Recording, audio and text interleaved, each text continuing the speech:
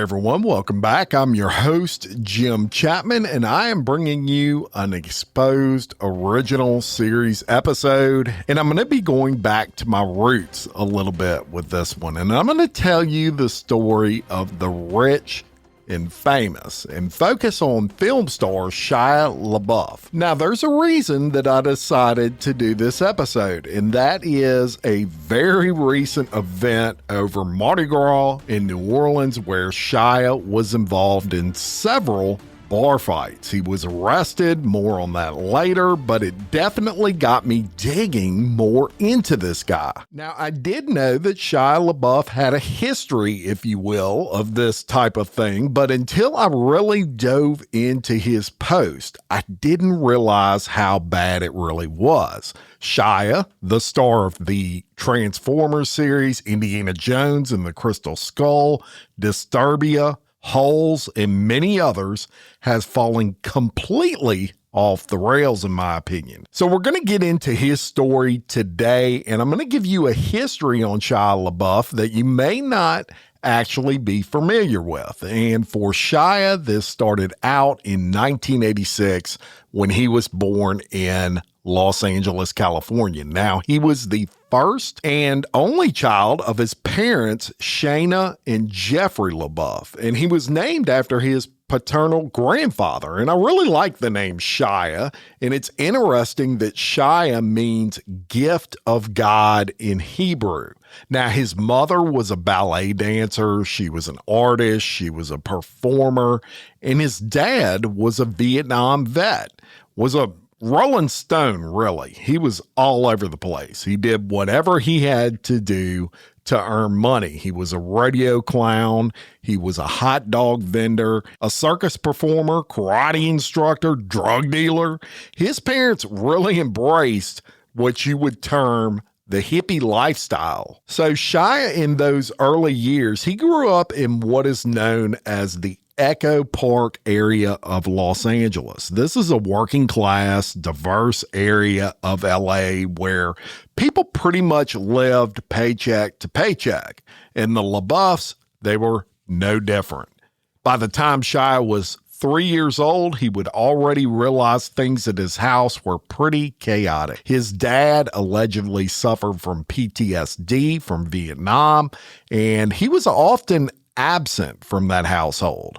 He was chasing band gigs or he was dealing drugs. Shia would recall later remembering many instances of his parents fighting inside the household, and he would recall that it was primarily over money. And it was also around this time, at the age of 3 years old, that Shia would begin performing as a way of helping his family with the bills. He would dress up as a clown and serve as a street performer for tips, and he would sell hot dogs and snow cones on street corners, just whatever this guy could do to make money at 3 years old. Now, sadly, this did not help stave off those arguments between his parents, and in 1989, when Shia was still just 3 years old, they separated. Now, from the ages of 4 through 8, not much changed. And as a matter of fact, things would get even worse. The family continued to struggle financially, and his father would sink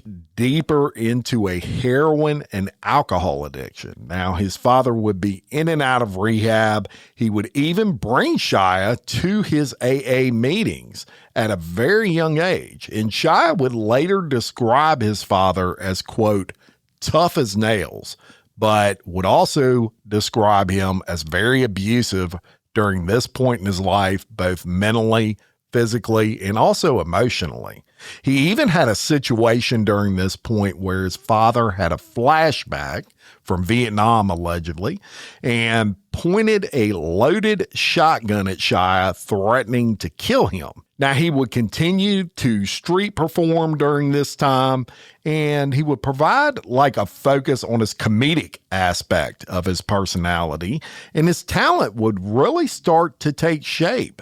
even at this very young age. Now, in 1995, at the age of 9, he and his mother, they would get evicted from their home in Echo Park, and they would leave there and they would go to Toowoomba, California. This is in the San Fernando Valley, and this area was a very tough area. It was known actually as the biker capital of the world. The big biker gang there was known as the West Side Crazies. So there were several things that went sideways in Shia's life outside of that eviction at the young age of 9 years old. His first arrest would occur at this very young age. He apparently admired his neighbor's Nike Cortez shoes, so much so that one day he steals them from his neighbor's home. The neighbor calls police, and Shia is taken into custody for about 6 hours, and then he gets released. I mean, he's 9 years old. What are you going to do with him, right? So at this point, the hope was maybe this would scare him straight. And also the same year, y'all, 1995, while his father is in rehab, Shia overhears his mother allegedly being raped. Now, during this rape, he hid under his bed, which he would say later, and I fully believe this created almost a PTSD response in his brain. And he would say to this day that he feels an enormous amount of guilt over hiding under that bed during this rape, which, I mean, he's 9 years old, y'all. What could he have done? And truth be told, it probably would have made the situation worse if that were even possible. But I totally get the guilt. And this is an extremely formidable time in one's life. And that really fucked with him, for lack of a better word. You ever hear the phrase, show me a boy at 9 and I'll show you a man at 29? These years, they shape you mentally, and so far it isn't looking good for Shia. So a couple of years later, in 1997, at the age of 11, Shia is arrested again, this time for stealing a Pokemon Game Boy from a local Kmart. He gets detained briefly, and then he's released. Again, at this point, he's 11 years old. You really can't do much about it. Now, things would start to turn around for the better for Shia. After this incident, he had a friend, and that friend lands a job as an extra on a TV show. And he was kind of enamored by that, and he figured, hey, I can do that shit. So at the age of 11, he would pick up the Yellow Pages, and he would start calling agents. And get this, he would pretend to be, quote, Shia LaBeouf's manager to get an agent to represent him at 11 years old. Now, interesting side note on this. He would say later that he learned how to talk to these agents and pretend to be Shia LaBeouf's manager by watching his dad and these other guys communicate in those Alcoholics Anonymous meetings. He would go with his dad, as I told you. So my point there is you just never know where you may pick up a skill, right? Now, apparently, this works. Of course, they knew that this kid was pretending to be a manager, but they got such a kick out of it.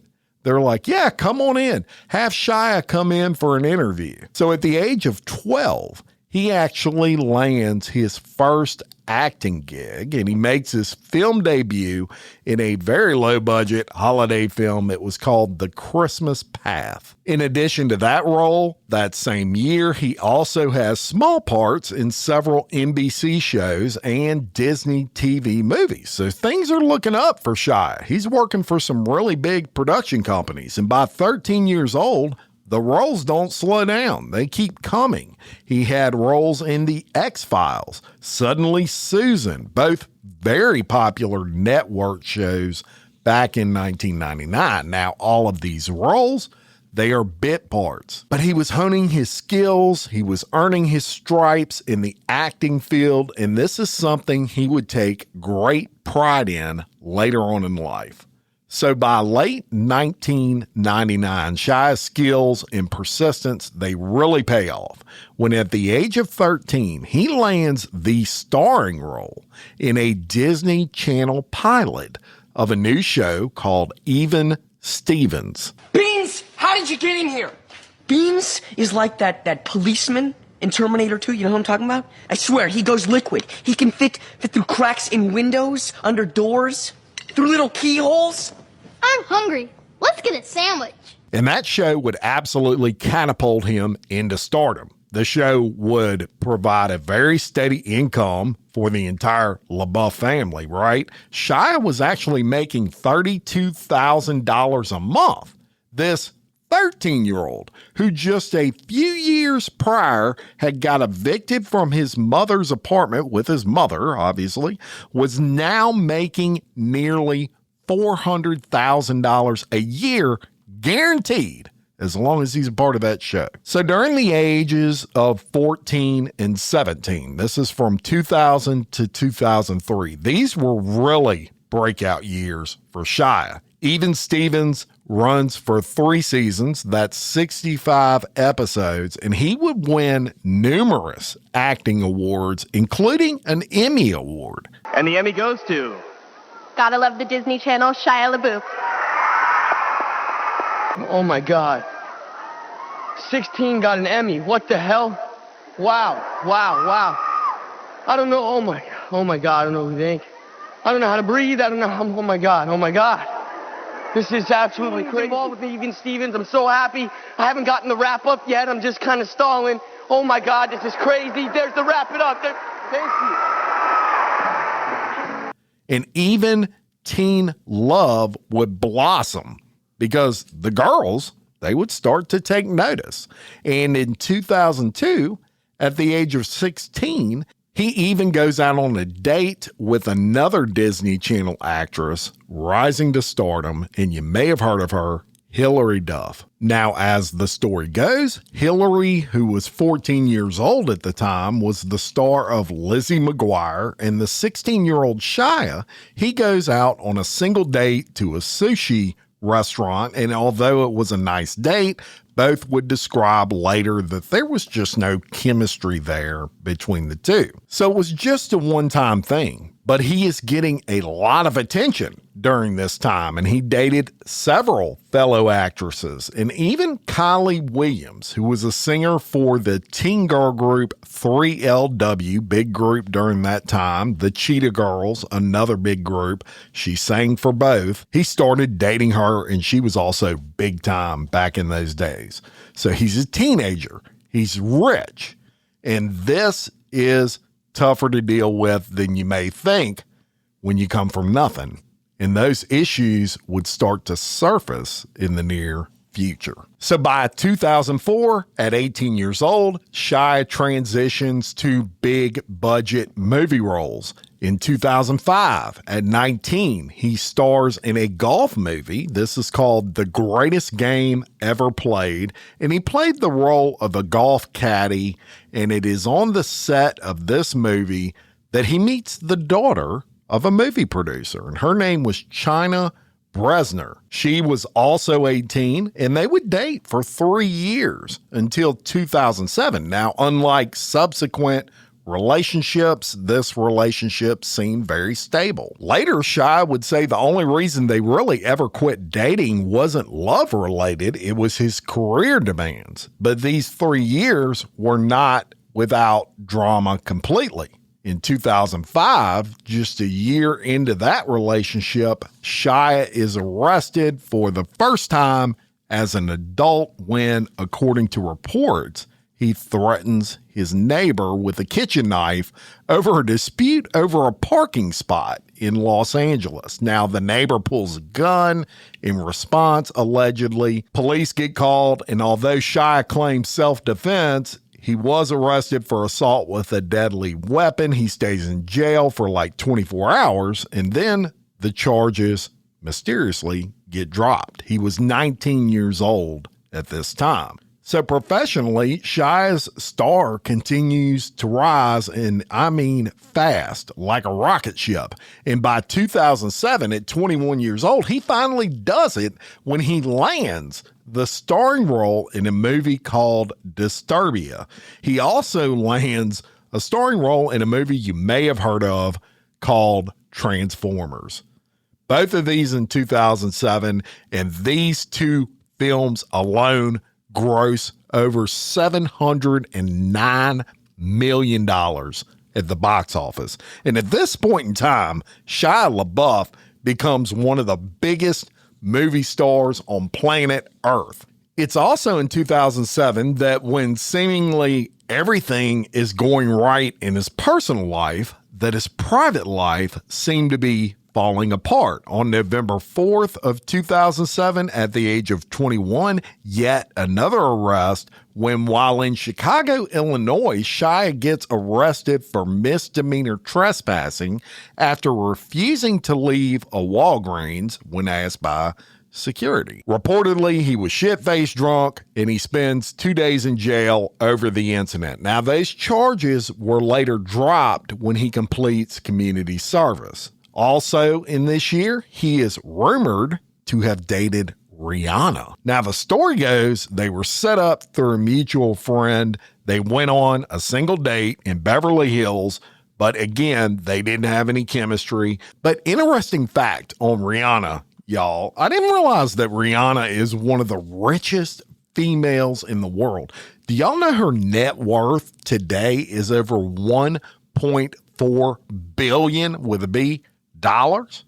Now, that's a result of not her music career, which is what I would have assumed, but her cosmetics brand primarily. I mean, that chick is ballin'. Just took me by surprise when I was doing my research on this podcast. But back to it, 2007, highs and lows for Shia, and in 2008, those highs would continue. When a Transformers sequel, as well as an Indiana Jones sequel, both drop at the box office and combined generate over $836 million in revenue. So Shia's last four films, y'all, combined are responsible for a staggering nearly $2 billion. Now, this guy is absolutely on fire at 22 years old, regardless of what's going on in his personal life behind the scenes.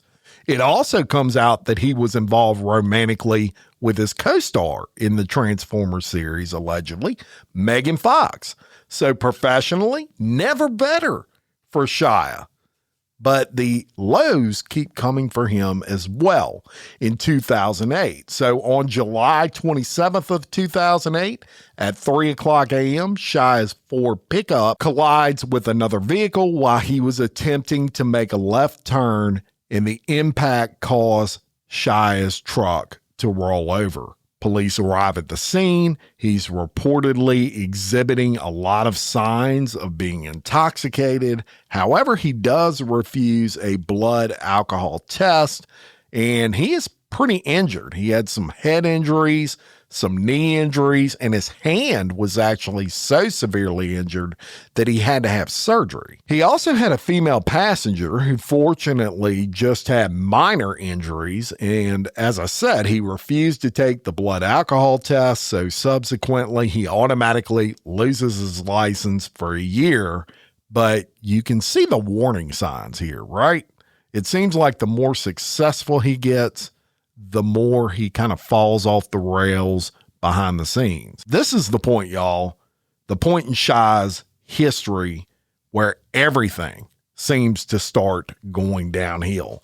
In 2010, in 2011, his final two, what you consider big movies, hit the theaters. First was a continuance of the movie Wall Street. It was called Wall Street, Money Never Sleeps.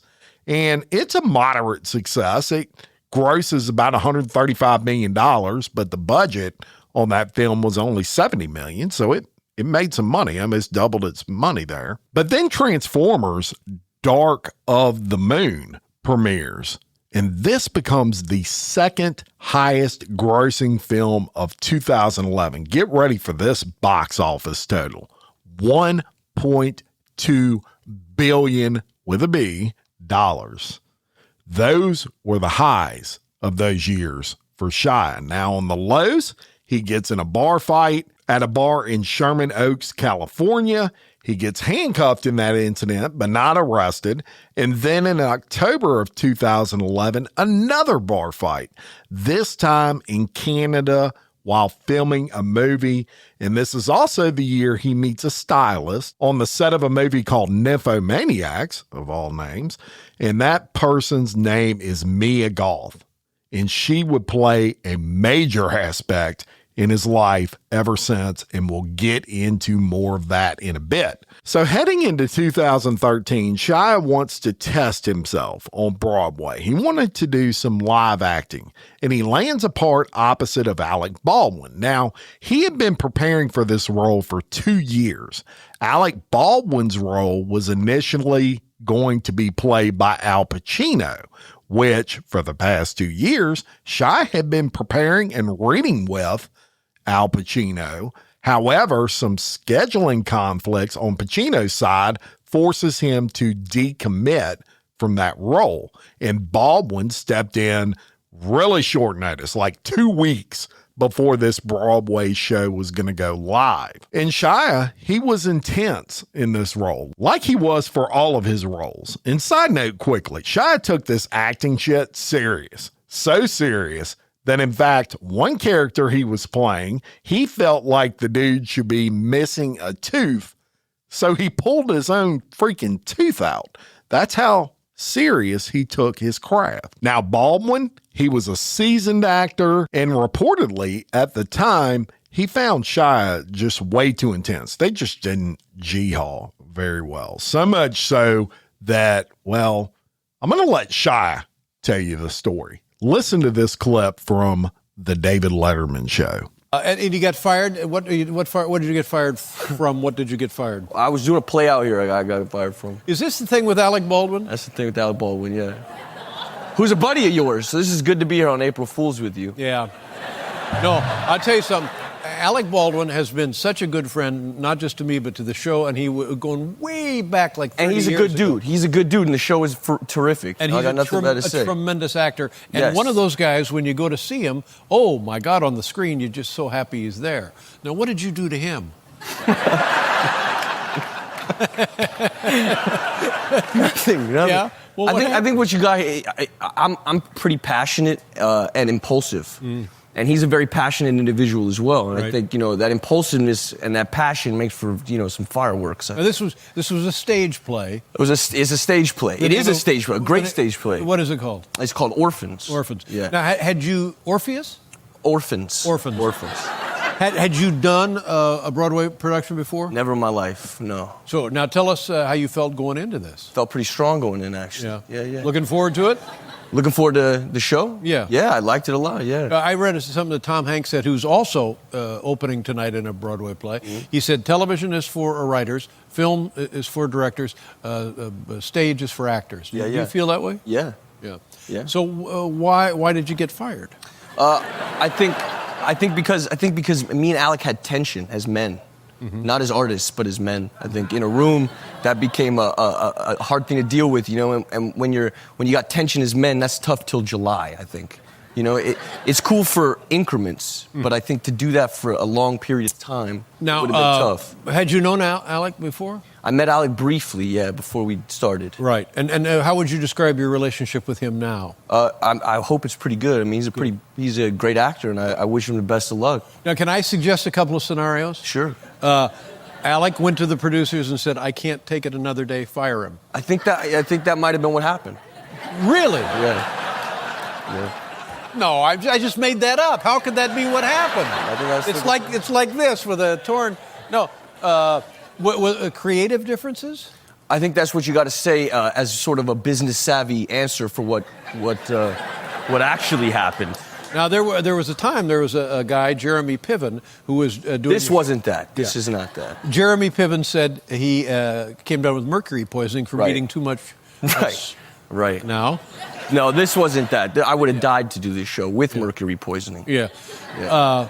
And you can't go back now, can you? No. They got the show they need. They got the show. They got another guy in there. Who'd they run in? A great actor, actually. They didn't run in nobody. He's a great actor. His name's Ben Foster. He's terrific. In the show, also. Now, would you consider doing another play? I would, yeah. Now, and you also went to a performance of the show. Sat right down front. It was the only ticket that I could get, actually. Really? Now, is that an interference to your former actors? The guys? Oh, geez, there he is. I don't.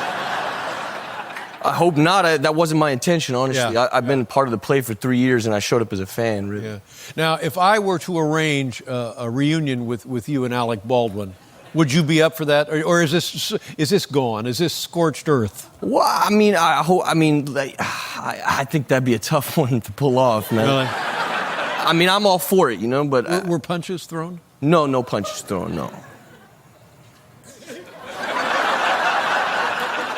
Well, I don't know what to say because I admire your work. I don't know you as well as I know Alec. Yeah. But Alec, to me, is the guy. He is the guy. And I'd like to see this reconciled somehow. Here it is right here. Alec, I think you're awesome, man. That's it, That's Okay. it. That's it. Right. That's it. Yeah. So, I mean, Shia played it off well, but with problems off the set, and now having problems with other actors, especially major actors like Alec Baldwin, he is not doing himself any favors. And I misspoke a little bit earlier when I said he would not make any more big films. There was one more when he started opposite of Brad Pitt and Scott Eastwood, which is Clint Eastwood's son, incidentally, if you don't know. He starred in a movie called Fury with them. And there was an incident on this set known as the spitting incident, which Eastwood detailed to GQ magazine. And Scott Eastwood said that in this scene, he, meaning Eastwood, was supposed to chew tobacco and spit it on the back of a tank. I mean, it was a war movie, so I'm talking a tank, like a war tank. Well, and this paints a good picture of how Shia would get into his characters, how deep he would get into them. Eastwood spits on this tank, and LaBeouf loses his shit. He considered it very disrespectful, almost like Eastwood was spitting on the flag, because he was so in the zone of his character. They actually almost came to blows, and Brad Pitt, of all people, had to break it up. Shia would say later he did not realize it was written into the script later on. So when he read the script, he didn't see a tobacco spit aspect of that scene, and he thought Eastwood was just being totally disrespectful. Now, this is also the very movie where he pulled his own tooth out, incidentally, that I told you about earlier. So he's 28 at this point, and it's in 2014. In that same year, yet another arrest. When on June 26 of 2014, he is arrested at Studio 54 Theater in New York during a play. He gets charged with disorderly conduct, criminal trespass, and harassment for slapping an actor by the name of Alan Cummings on stage in that production, in the middle of the show, mind you, and witnesses would describe Shia as totally wasted drunk before the show even started. He spends the night in jail, and he's sentenced eventually to alcohol treatment and anger management for that incident. So let's go to 2015. And remember that stylist that I mentioned earlier that Shia met while filming Nymphomaniac? Well, they had been dating ever since. On again, off again, of course, but they had been dating. Now, when they met, Shia was much older. He was 26. She was 18. So in 2015, she's with Shia as he's filming in Germany. It's one of those on-again times for them. And they have a very public altercation that actually gets captured on video. The couple is seen exiting a taxi, and the situation is obviously heated. Mia grabs Shia's backpack and refuses to give it back. And you can hear Shia in this video tell her, quote, Please give me my backpack. I don't want to touch you. I don't want to hit you. I don't want to be aggressive, but you're pushing me right now, unquote. Witnesses said he appeared drunk. Eventually, he walks away. Then a few months later, in October of 2015, he is arrested again in Austin, Texas, for public intoxication. And he was reportedly exhibiting very aggressive behavior in that incident. Moving on from there, things are relatively quiet for Shia until October of 2016, when he marries Mia Goth. In 2017, there was a big downfall for Shia. Apparently, marriage didn't settle him down. In January of that year, he's arrested for assault in Queens, New York. In July of 2017, he's arrested in Savannah, Georgia for public intoxication after getting into an altercation with a stranger he tried to bum a cigarette from. Once again, anger management, substance abuse treatment. So in 2018, Mia and Shia, they got problems.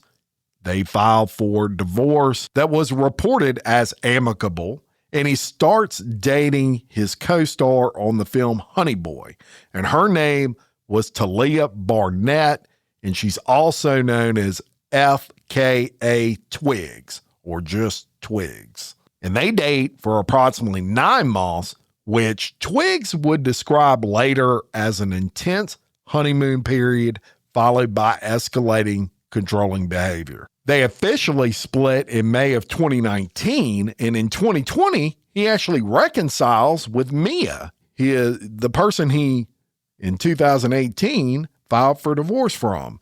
And at this point in time, Shia LaBeouf's life is an absolute fucking mess. In June of 2020, he's arrested yet again when he allegedly steals a man's hat and gets into a fight in Los Angeles. In that case, he's charged with misdemeanor battery and petty theft. And for those charges, a diversion program actually keeps it off his official record. But in December of 2020, that is when the bombshell of his life drops. When Twigs files a lawsuit in LA County Court. It's really bad.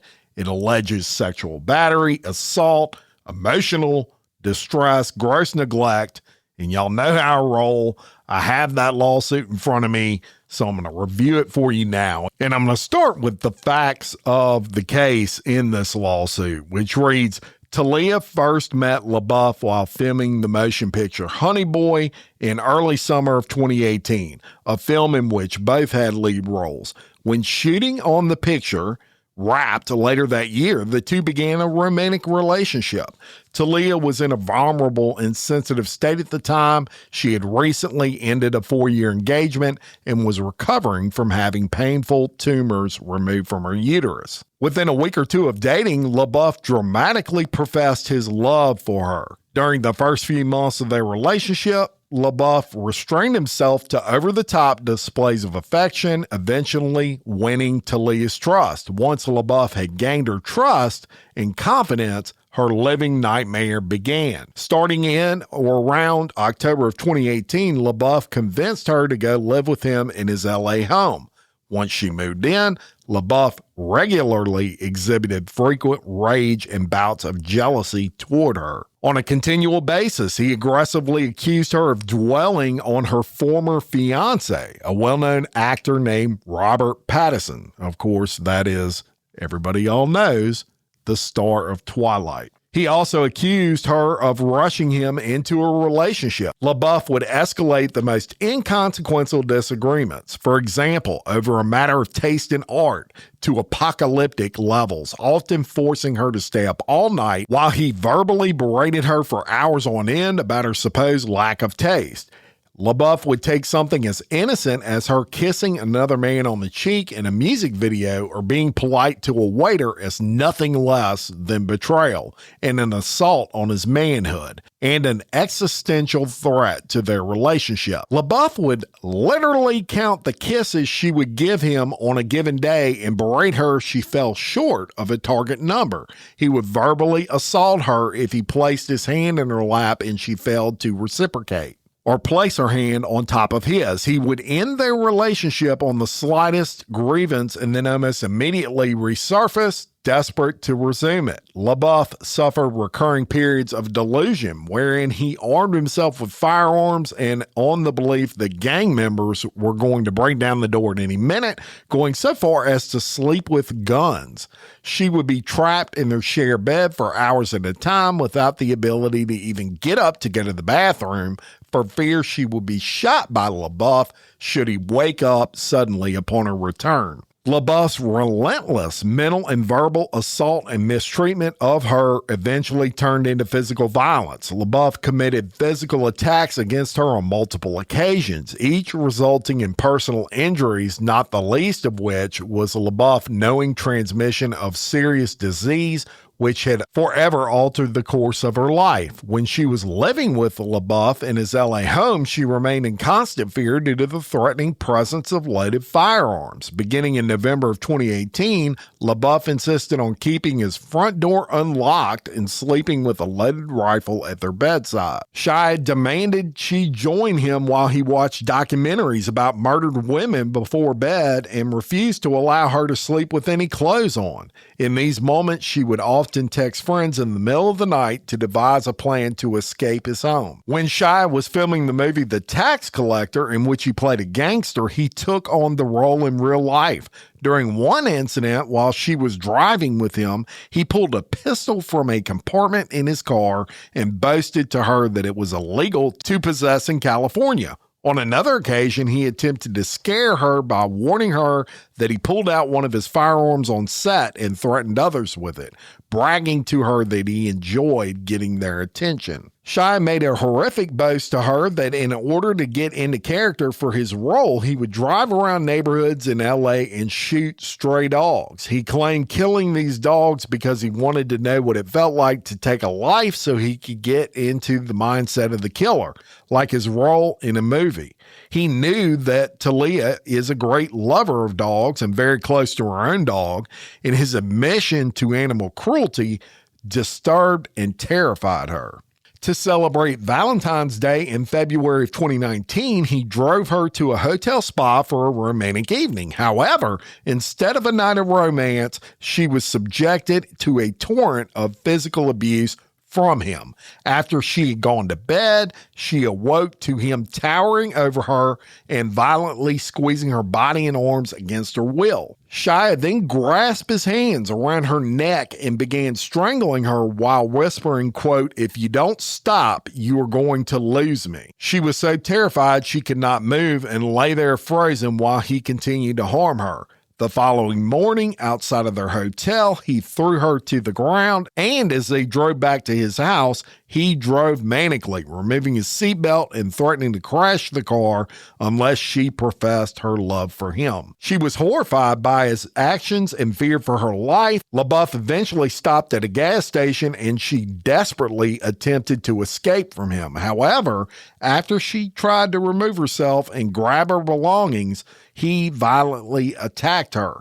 While in the gas station parking lot, he threw Talia against the car and attempted to strangle her violently while screaming in her face. Shia then forced her back into his car. Later, when confronted about this incident by his female friend on September 29th, 2019, LaBeouf did not deny that he used violence on her. Indeed, LaBeouf admitted it in a text message, saying, quote, "I do remember removing her from the car in the desert." LaBeouf stated he removed Talia by her arms. In response, LaBeouf's friend confronted him with a text message saying, "Shia, you did actually admit to me the incident when you had her by the collar and were pushing her against the car while she sobbed, and while 3 male witnesses did nothing at a gas station." So shortly after the Valentine's Day incident on February 25th, 2019, she reached out for help by texting a close friend and saying, "This is difficult to say, but I am sure you know I've been in an abusive relationship. It's worse than you could imagine." Talia also sought the help of a therapist, writing to him on February 24th, "I have just left an emotionally, physically, and sexually abusive relationship. I have 1 day out and I'm very confused and overwhelmed. I am writing this email because I'm hoping that by seeking professional help, I can stay out of it and carry on with my life." Talia has continued to seek counseling and psychotherapy from a therapist, and she continues to suffer mental trauma and distress. Talia slowly started to distance herself from Shia. She began this process by planning to escape from LaBeouf when the opportunity arose. However, Shia's fixation on controlling her and surveilling her made the prospect of escape both difficult and dangerous. In or around March of 2019, she attempted to escape from his house. One day she packed up her belongings and her bags and she was going to leave LA and Shia. However, while doing so, Shia showed up unannounced at the rented home where she was staying. The entire incident was witnessed by the housekeeper who was helping her pack at the time. In her own words, the housekeeper provided a sworn testimony that said Shia yelled at her that she had to come with him. Shia hesitated and remained where she was in the room. When she refused to go with Shia, Shia appeared to grow angrier and moved toward her. Then he violently grabbed her and lifted her off the ground. The housekeeper further relates that after Shia had lifted her into the air, he forcibly carried her into a separate room. She said she then heard the door to this room locked from the inside, and she tried to confirm the door was locked by pulling on it. Shia continued to scream at Talia. He yelled so loudly I could hear him from outside the room, she said. "I waited outside the room while this occurred. Shia kept yelling at her for a considerable amount of time. Eventually, I observed Shia open the door to exit the room where he had been keeping her. As he left the room, Shia first appeared to notice me watching him. So he stared at me, but he did not say anything." The housekeeper also testified that she quickly went to Talia's side to see how she was doing, and she observed that she was in a very traumatized state. She appeared to have been crying, and her voice was very weak. When I asked her if Shia had taken her into the room and kept her there against her will, she confirmed that he had indeed done that. Unfortunately, LaBeouf soon returned, dashing Talia's plans to escape from him. Beginning in or around March of 2019, she began to experience unusual and painful physical symptoms. Shortly thereafter, she confronted Shia about her symptoms, and he admitted he had suffered from a STD, which had been diagnosed years earlier. Shia admitted he never told her about the condition, even though they had been sexually intimate for months. Further, Shia admitted that he had experienced a flare-up of his disease in December of 2019, but worked to hide its outward symptoms from her by applying makeup. Despite experiencing a flare-up of his symptoms, LaBeouf continued to engage in sex with her, further exposing her to his disease. Shocked and horrified by this revelation, she consulted a doctor who performed blood work and confirmed that she had been infected with LaBeouf's disease. Tragically, Talia later learned she was not the first person he had transmitted this disease to.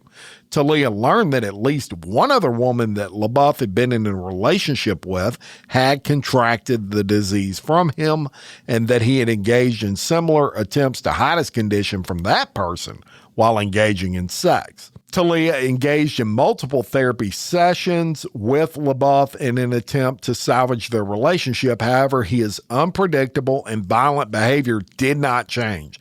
Eventually, after she refused endless streams of calls and text messages, LaBeouf ended his relationship with her via text message. She later learned that LaBeouf had been cheating with another woman during this time, but finally free of him, she began the long and difficult process of healing from his abuse. Then it goes on to say, as part of her path toward healing, she came into contact with Carolyn Foe, another survivor of his abuse. Carolyn dated LaBeouf during the years 2010 to 2007, and it was a well-documented and public relationship. Behind the publicity, however, LaBeouf subjected Carolyn to the same kind of abuse, physical and mental, that he inflicted on Talia, fueled by his jealous, impulsive, and irrational ways. For example, just as Shia was fixated on Talia's former fiance and would accuse her constantly of still being emotionally drawn to him, Shia would berate Carolyn for something as innocent as looking at the male waiting staff at a restaurant. Shia would furiously claim that Carolyn was attracted to any male other than him, just because she happened to be looking at them, and it would instigate him into anger. Carolyn's experience with LaBeouf was disturbingly similar to Talia's, demonstrating his pattern and practice of abusing women. For instance, in February of 2012, LaBeouf was traveling with Carolyn to New York City for Fashion Week. During their flight east, paid for by Carolyn, LaBeouf angrily berated her for wearing expensive sunglasses and repeatedly humiliated her, causing her to burst out into tears in front of passengers on the plane. He disappeared the moment they deplaned at JFK Airport. Carolyn traveled to the hotel alone but could not find Shia and went to bed. Shia eventually showed up at the hotel, extremely drunk, waking her by banging loudly on the door. Carolyn let LaBeouf into the room where, after babbling incoherently, he promptly passed out on the couch face up. Fearful he might choke on his own vomit in that position, she helped carry him into the shower, where she sat him upright and turned on the water. He continued to sit in that position, mumbling to himself. Believing he was no longer a danger, she returned to bed. Later that night, Carolyn awoke to Shia on top of her, drunk, naked, wet, and screaming. He held her down by her arms, causing intense pain and leaving bruises, and then headbutted her violently, causing her to bleed on the hotel bed. Likewise, following a party at the Chateau Marmont in early 2011, Carolyn kept Shia from driving home because of how drunk he was. They held a taxi. On the ride home to Sherman Oaks, LaBeouf repeatedly berated and assaulted her in front of the driver and whispered to her, "You know I'm going to kill you." Once home, he vomited in the hallway. The next morning, Shia asked Carolyn about the vomit in the hallway, claiming he had blacked out and did not remember anything. Carolyn has chosen to ally with Talia against LaBeouf in order to protect other women from ever having to endure his abuse. So that is about as disturbing a lawsuit as you could ever hear, right? And as soon as this comes out, shit totally hits the fan for Shia. At this point, he is practically blacklisted from Hollywood. This guy, responsible for $2 billion plus in revenue from his films, can't even get a job.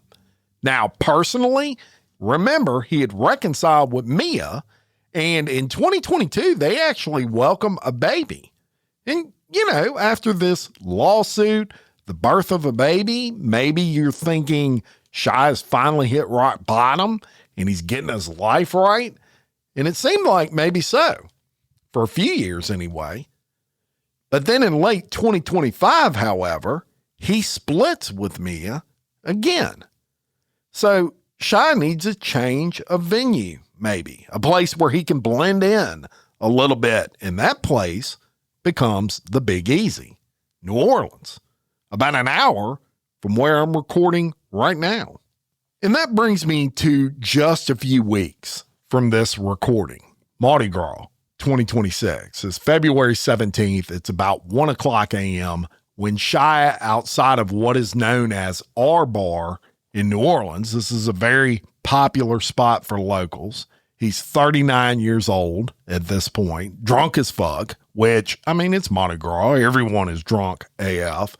But Shia tends to get aggressive when he drinks too much, if y'all have yet to figure that one out. So much so that at one point he's asked to leave the bar. Now, according to reports, he did leave, but then he returned a little while later. He gets bounced out again, and while outside with cell phone cameras rolling, he is caught in several altercations with people. Video showed Shia yelling some serious homophobic shit, if you will, when he shoves one guy to the ground. He punches another guy to the nose. Police get called and ambulance, and he gets looked at, and then he's hauled off to jail. Now, that's one side of the story. In this next clip, you're going to hear Shia's side from Shia himself. On Mardi Gras, everybody's got motivations on Mardi Gras. Mardi Gras is Mardi Gras. God bless these dudes. I'm sorry it happened. Mardi Gras. They want to make it an extra thing. I understand. Go ahead, bro. Go ahead. Get it. Go. Well, I just think, right, like, if you're going to stay out and keep doing this. Look, here's my truth. I'm in the street all day. Mm-hmm. Yeah, I'm outside all day long before Mardi Gras. After Mardi Gras, I'm outside all day long. This city is love, bro. I get no fucking weirdo from no weird. There's not an ounce, not a smidgen of any weirdo out here with me walking around. Yeah. It's love, nonstop love. It's nonstop love from both sides. You feel like it's different in LA in that way? No, LA's love too. Bro, I'm like Will Smith. I'm like an uncle, dog. Yeah. So I just move around. It's love everywhere. I don't get love. I get love pretty much everywhere. The minute I get into trouble is with a person who is after something. After what kind of thing? Like inciting a reaction? I am an opportunity sometimes to someone. That's not to minimize my behavior, but I get it. I'm bright as fuck when I walk around, and listen, if you're like a Twigs fan or something like, I don't know, bro. I have no fucking idea, bro. It's not my business. It's not my business. Here's what I know. I can only deal with my side. My side is this. My behavior, bullshit. I gotta deal with that. Does that mean I gotta go to rehab again? I'm just not into it, bro. I don't think my answers are there. I don't. I genuinely don't. If I genuinely did, I'd go. I don't think I have a drinking problem. I think I have a different problem, and I'm going to address it. And what's that problem? I think I have a small man complex, some kind of Napoleonic, I don't know what it is. I think it's something that has to do with anger and ego more so than my drinking. But that's where I'm at now on my journey, and I'm trying to navigate it. I'll figure it out. What kind of things set off that anger? What kind of things set off that anger? I mean, boy, I haven't experienced it for a while, but I'll be honest with you. Big gay people are scary to me. What do you mean? When I'm like standing by myself and 3 gay dudes are next to me touching my leg, I get scared. Mm-hmm. I'm sorry. If that's homophobic, then I'm that. Yeah. Does that happen a lot? No, it just happened one time. Recently? Well, that's why I got arrested. Oh, okay. Yeah. So you were sort of being groped and surrounded. I'm not going to say that because my lawyer said, "Oh fuck, dude." It's okay. We can back up. I am wrong for touching anyone ever, and that's the end of my statement on this whole shit. Sounds good. Cool. Now look, gay, straight, bi, Jim Chapman don't give a fuck. But if some dude puts his hands on my leg in a bar, being a straight guy, as far as I'm concerned, I might respond in kind the same way Shia did, because you just assaulted me. So if that is true, I don't blame Shia for showing them hands, if you will.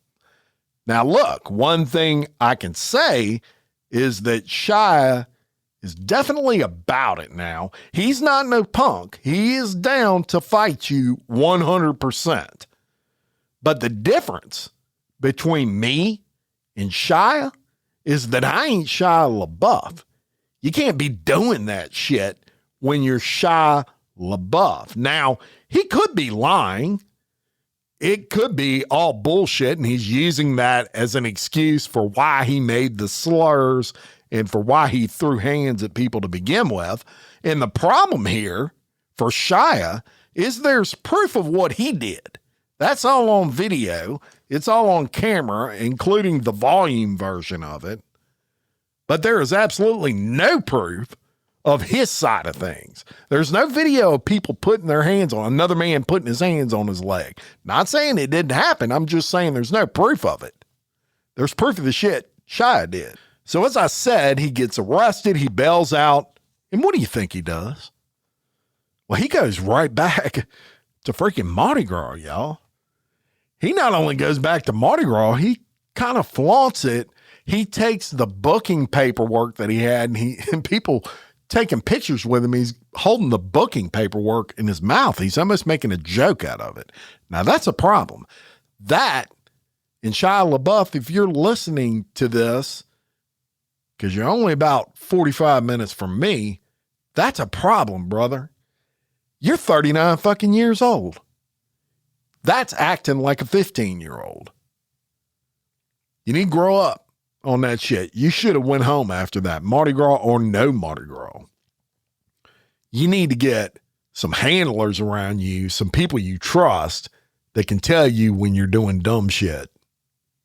Just my opinion. I mean, to me, it's just crazy this guy cannot find the off switch, y'all. Now, to wrap this up, my thoughts are actually with Shia, because I'm worried about this dude right now. And again, if he's listening to this, I am praying for you, brother. I really hope this guy gets his shit together before he totally self-destructs to the point that there's no coming back from it. And all of you, thank you so much for listening. Look, check out the Patreon, commercial-free early releases, bonus episodes, all kinds of shit on there. I also drop quarterly gifts for my top-tier Patreon members, all the things, right? And without them, I absolutely could not do this show. It just costs too much without their support. So thank you so much. I love y'all more than you know. And until next time, for Exposed Scandalous Files of the Elite, I am your host, Jim Chapman. Much love.